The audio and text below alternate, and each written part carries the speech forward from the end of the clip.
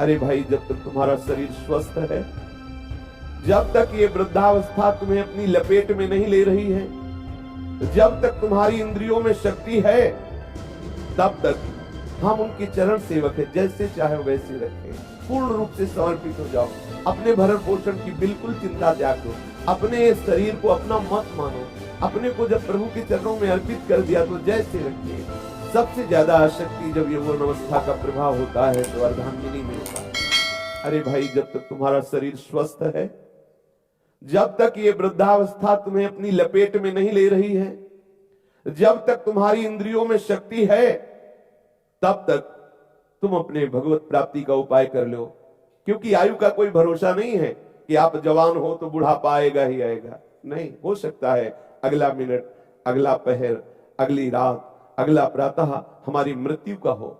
हमें पता नहीं किस क्षण हमारी मृत्यु हो जाए। तो जब तक तुम्हारा शरीर स्वस्थ है, तुम्हें बुढ़ापा ने ग्रसित नहीं कर लिया है, तुम्हारी इंद्रियां काम कर रही, तुम्हारी आयु शेष है, तुम इस संसार से मुक्त होने का उपाय कर लो।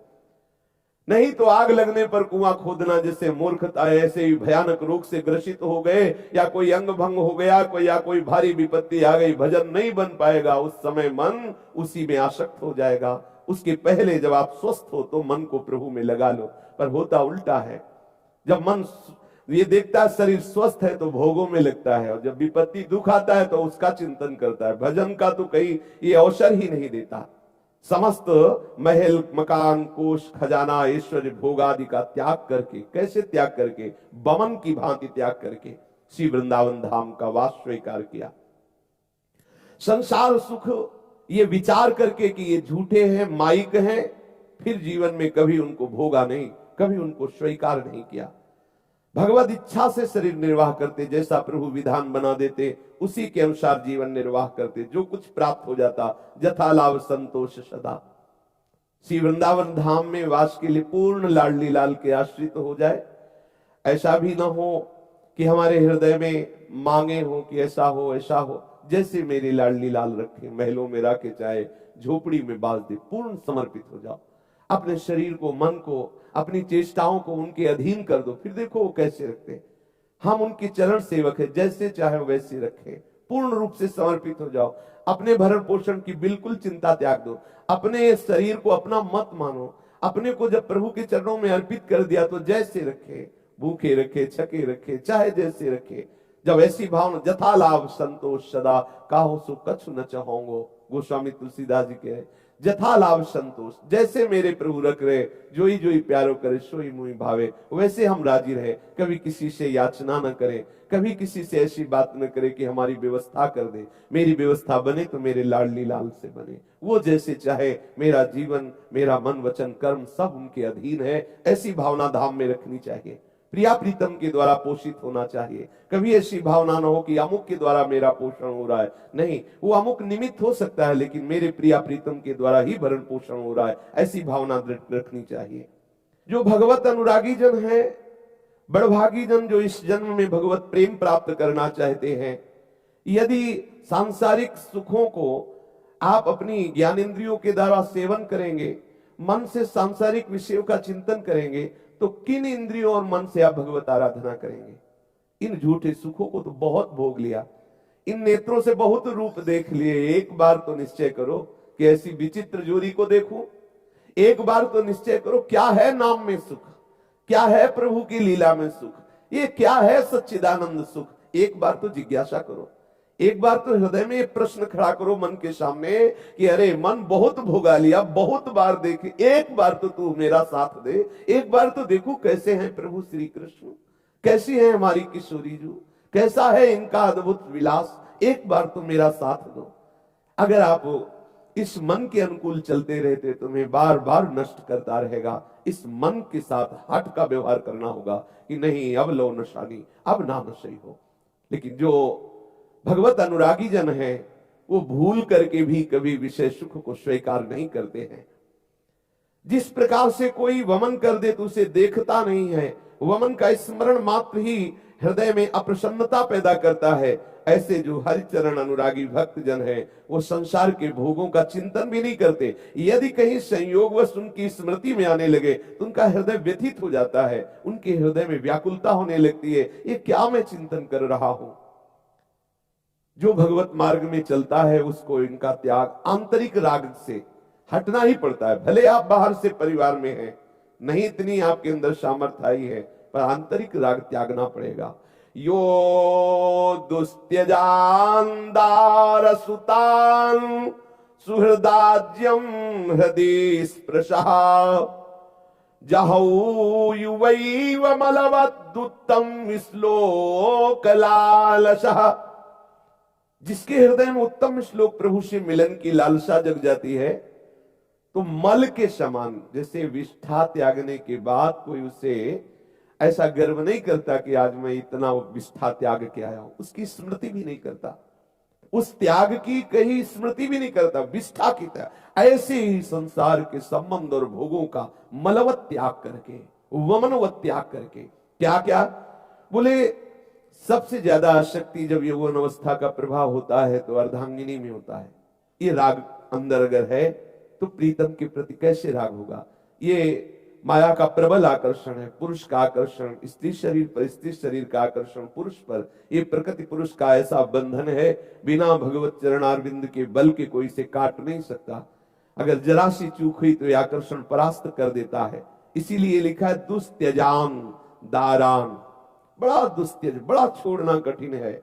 ये बार बार आकर्षण विक्षेप डालता रहता है जब तक श्री कृष्ण की रूप माधुरी, प्रियाजू के श्री चरण माधुरी नेत्रों में नहीं विराजमान हो जाती, जब तक हृदय इन हृदय आराध्य के चरणों में पूर्ण रूप से आसक्त नहीं हो जाता, तब तक ये विक्षेप बिल्कुल बिल्कुल कभी भी कहीं भी छुट चेतन जो अचेत त्यऊ मुनि भय विश्वासित, जो समाधि अवस्था को प्राप्त है उनको भी विक्षेप डाल दिया इस आकर्षण ने।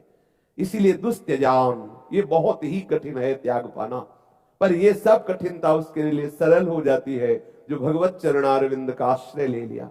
देखो महाप्रभु चैतन्य देव की कृपा कोर से रूप जी सनातन जी कैसे वैभव संपन्न महापुरुष, और एक क्षण में सब त्याग दिया। ये है आचार्य कृपा, गुरु कृपा, रसिकों की कृपा से जो ये बंधन बड़े बड़े साधनों से भी नहीं काटे जा सकते, उनकी कृपा कोर से कट जाते हैं। पुत्रान, पुत्र का भी राग बहुत विचित्र होता है, कोई बिरला ही इस राग को त्याग पाता है। बहुत समय व्यतीत हुआ मनु महाराज को, तब हृदय में आया कि अरे मेरा जीवन तो जिस लाभ के लिए है वो तो लाभ ले ही नहीं पाया, पूरा जीवन चला गया। तो बरबस राज सुत नृपदीना, बरबस शब्द आया है, जबरदस्ती मन के विरुद्ध होकर सब छोड़ दिया। बरबस राज सुत नृपदीना हरिहित आप गवन बन कीना। ये स्वाभाविक हमारी आसक्ति शरीर में, शरीर सुख प्रदान करने वाले भोगों में, स्त्री में, पुत्र में और भी संबंधों में, नाना प्रकार की भोग विलासता में। अब इस आसक्ति को सहज में मिटाने के लिए कल चर्चा हुई थी, समस्त आसक्तियों का नाश करने का एक ही मात्र उपाय है वैष्णव संग, भगवत प्रेमी महात्माओं का संग। उनके संग में इतनी सामर्थ्य है जो बड़ी बड़ी साधनाओं में नहीं है। बड़ी बड़ी साधना करके भी इस राग को नहीं काट पाते, लेकिन श्री कृष्ण अनुरागी जनों के संग से बहुत शीघ्र ये राग कट जाता है।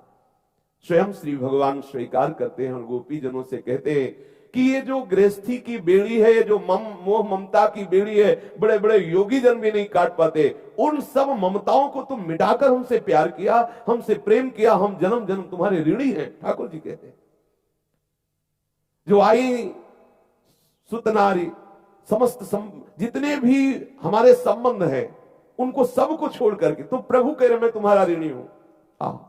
हमारे हृदय में जब तक इन संबंधों के प्रति ममत्व है तो हम किससे ममता कर पाएंगे, प्रभु से ममता कैसे कर पाएंगे। जो ममता का क्षेत्र हो तो यहां बटा हुआ है। इसलिए स्वयं श्री राम जी कह रहे जननी जनक बंध सुत दारा तन धन धाम सुहृद परिवारा, सबकी ममता ताग बटोरी मम पद मन ही बांधी बरटोरी। पर यह बात उसी की समझ में आएगी जो वैष्णव संग करता है, जो भगवत प्रेमी महात्माओं का संग करता है। नहीं तो ऐसा लगता है ये सब सत्य है और यही हमारा कर्तव्य है, बस इतना ही जीवन है, वो परम लाभ से वंचित हो जाता है। श्री रूप जी श्री सनातन जी के ऊपर ऐसी कृपा कोर हुई कि एक बार महाप्रभु की कृपा से सीधा वृंदावन में जब पधारे, दोबारा जीवन में कभी ना तो पारिवारिक जनों से मिले अपने स्वयं श्री रूप सनातन जी भी यहां ऐसे रहते थे, मनो चिन्हारो नाय, मनो पहचानते ही नहीं। ऐसे कभी कभी आपस में भगवत अनुराग से प्रेरित होकर मिलते, श्री कृष्ण चर्चा में डूबते, नहीं तो ऐसा नहीं कि ये मेरे बड़े भाई है, मेरे छोटे भाई है, ऐसा उनका रोज मिलना हो, रोज कहीं नहीं। वृंदावन ऐसे रहे, मनो चिन्हारो न, वैराग्य की तो साक्षात मूर्ति। जब तक आपके हृदय में वैराग्य की भावना सुदृढ़ नहीं होगी, तब तक आप भगवत अनुराग के मार्ग में नहीं चल पाएंगे। यदि हम अहम करके कोई साधन बल के द्वारा श्री प्रिया प्रीतम के प्रेम रस को प्राप्त करने की भावना करते हैं कि मैं ऐसा करूंगा तो उसके परिणाम स्वरूप प्रेम प्राप्त होगा, तो असंभव। ये प्रेम अत्यंत दैन्यता से, जो आर्त भाव से अपनी अहमता ममता को पूर्ण प्रियालाल के श्री चरणों में अर्पित किए हुए हैं, उनके हृदय में स्फुरित होता है। जैसे जल का स्वभाव होता है, उसको कहीं भी छोड़ो तो नीचे की तरफ जाता है, वहीं टिकता है जहां निबान होता है, जहां गड्ढा होता है।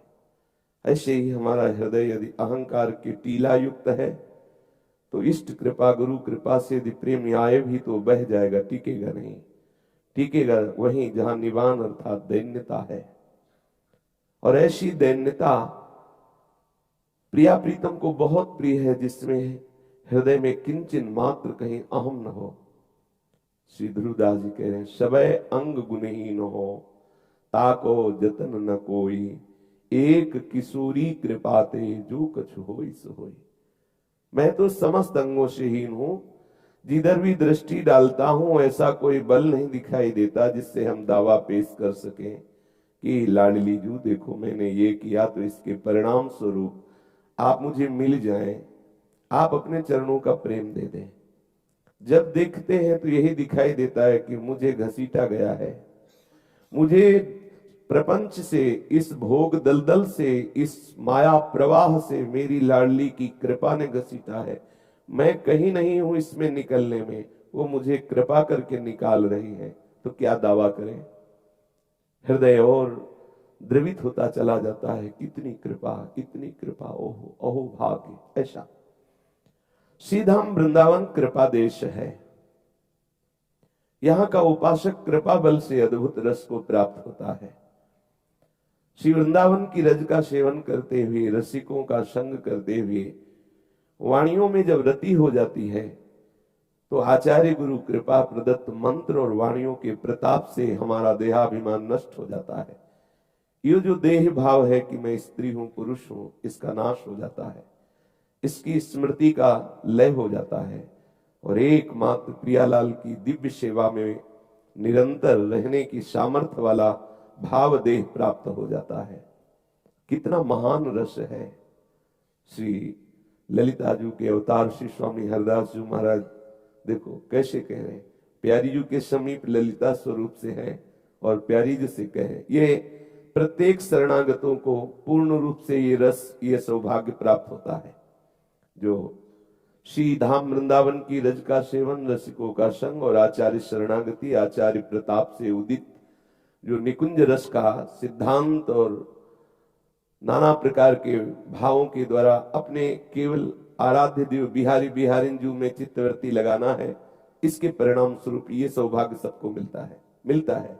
अविश्वास मत करना, यह हमारे घर की बात है, मिलता है। श्री स्वामी जी महाराज ललिता स्वरूप से जो सुख बरसा रहे हैं, वही शरणागतों को, आचार्य शरणागतों को प्राप्त होता है कृपा से। कैसे? स्वामी जी देखो, श्री लाडली जू ग्रीवा नीचे किए हुए सुंदर नवनिवृत्त निकुंज में, कैसी सुंदर सुंदर लताएं हैं, कैसी अनंत बिजलियों जैसी कांति सहचरियों की है जो प्यारी जू को घेरे हुए हैं। श्री ललिता जू प्यारी जू से कह रही, प्यारी जू देखो, प्यारे जू आपके मिलन के लिए व्याकुल है और आप ग्रीवा नीचे किए हुए विराजमान हो, तो ऐसा लग रहा है प्यारे जू को कि आप रिश किए हो, और मुझे भी कुछ प्रतीत हो रहा है ऐसा। आप रिस छाड़ दीजिए, किस कारण से रिस किए हुए हो? स्वामी जी महाराज कह रहे, हे श्यामाजू, आप काहे को रिस धारण किए हुए हो? आप रिस को छोड़ दीजिए। आप ज्यों ज्यों विलंब कर रही हो, ज्यों ज्यों तो को गहर, त्यों त्यों मोह को बिथारी। साधे साधे। जैसे जैसे आप विलंब कर रही हो बिहारी जी से मिलने के लिए, आप ग्रीवा नीचे किए हुए विराजमान हो, हम सखियों का हृदय फट रहा है, व्यथा बढ़ रही है। ऐसा ना करो प्यारी जू। देखो बिहारी जो आपसे मिलने के लिए विकल है, प्राणनी को पोषत है री तेरे वचन सुनियत आधे आधे। ये जो आप अलसाए हुए से आधे आधे वचन बोल रहे हो ना, इस हम सखियों के प्राणों का पोषण करने वाले हैं, बिहारी जू के प्राणों का पोषण करने वाले हैं। प्यारी जू, आप ये जो ग्रीवा झुकाए हुए ऋष कर रहे हो, इसको छोड़ दीजिए। हम सब सखियां व्यथा को प्राप्त हो रहे, और लाल बिहारी भी। श्री स्वामी जी महाराज कह रहे हैं, श्यामा जू देखो, ये कुंज बिहारी आपकी प्रीति में बंधे हैं, तेरे ही अधीन है। श्यामा जू, आप काहे को ग्रीवा झुकाए हुए हो? देखो कैसे सुंदर लाल जू है। आहा, स्वामी जी महाराज कैसा वर्णन करे। देखो श्यामा जू कितने सुंदर सी ललित त्रिभंगी स्वरूप से प्यारे जो विराजमान है। आज तो चरम सीमा का सौंदर्य प्रकाशित हो रहा है, अद्भुत लावण्य प्रकाशित हो रहा है। ओहो, हम तो बलिहारी जाती हैं ऐसे सौंदर्य पर। देखो एक चरण के ऊपर कैसे अपना श्री चरण टेढ़ा किए हुए विराजमान, कैसे ग्रीवा झुकाए हुए, अधरों में बंशी विराजमान, कैसी सुंदर शोभा से युक्त है। प्यारी जी चलो ना, बेग चलो। आप श्री बिहारी जी के समीप विराजमान होगी ना, ओ सर्वोपरि शोभा। प्यारी जी चलो ना, आप श्री श्यामा जी कृपा करके बिहारी जी के समीप विराजमान हो चल करके। प्यारी जू से जब ऐसा श्री स्वामी जी महाराज ने कहा, तो श्री लाडली जी महाराज तो प्यारे जू के ही चिंतन में डूबी हुई थी, तत्काल चिंतन से बाहर हुई और प्यारे जू के समीप विराजमान हुई। स्वामी जी महाराज कैसी शोभा का वर्णन कर रहे हैं। ओहो, जोरी जो श्रृंगार के हुए विराजमान है, ये काहू के मनहरन को विचित्र जोरी आज विराजमान। आंतरिक भाव इसका अलग है, बाह्य भाव इसका ये। आंतरिक भाव में नित्य सहचरी भावापन्न महापुरुष ही उसका चिंतन करते हैं। श्री स्वामी जी महाराज कह रहे हैं, जोरी विचित्र बनाई है ये काहू के मन हरण को। काहू के मन हरण को कौन है? वो जो काहू के मन हरण को आंतरिक भाव में बिहारी जू के ही मन के हरण को ये जोरी है।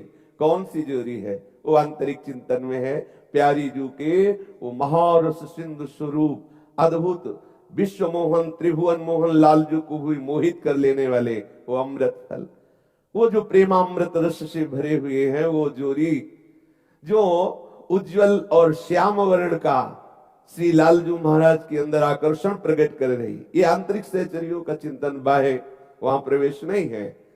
हाँ, बाह्य में ये है कि ये घन दामिनी सी प्रिया प्रीतम ऐसी शोभा से विराजमान है, जो किसी बिरले ही रस सिद्ध उपासक के सामने जोरी प्रकट होती है। कोई बिरले ही सहचरी भावापन्न महान महिमा में उपासक इस जोरी का दर्शन कर पाते, इस जोरी का अनुभव कर पाते हैं। मन वचन कर्म से जो इनकी उपासना करते हैं, वो इस जोरी का जब साक्षात्कार करते हैं तो संपूर्णतया वो पंग हो जाए, उनका मन, उनकी बुद्धि, उनका चित्त, उनका अहम इस जोरी के अधीन हो जाता है। जैसे लाल बिहारी का संपूर्ण मन, संपूर्ण वचन, संपूर्ण शरीर, चेष्टा एकमात्र उस जोरी के अधीन है। वो जोरी आंतरिक जोरी, उसका प्रवचन नहीं हो सकता। वो तस्मै नमो भुवन मोहन मोहन आए, जो भुवन मोहन श्री लालजू को भी मोहित करने वाले हैं। वो श्री लाडली लाल के इस अद्भुत सौंदर्य में जिसका चित्त प्रवेश करके सहचरी भाव को प्राप्त हो गया, स्वामी जी के इस पद का वही भाव समझ सकता है कि इसीलिए स्वामी जी ने स्पष्ट कहा, काहू के मन हरण को, काहू के मन हरण को, ज्यो घन दामिनी संग रहत नित बिछुरत नाहिन और बरन को, श्री हरिदास के स्वामी श्यामा कुंज बिहारी ना टरन को। जो वृंदावन का आश्रय लेता है, वृंदावन की रज का सेवन करता है, तो ये जोरी भू पर है। पिछले पद में स्वामी जी महाराज ने कहा भू पर, यही ललित त्रिभंगी विराजमान श्री लालजू महाराज और सर्वोपरि श्री राधा किशोरी जो श्यामा जो विराजमान है, ये उनका निज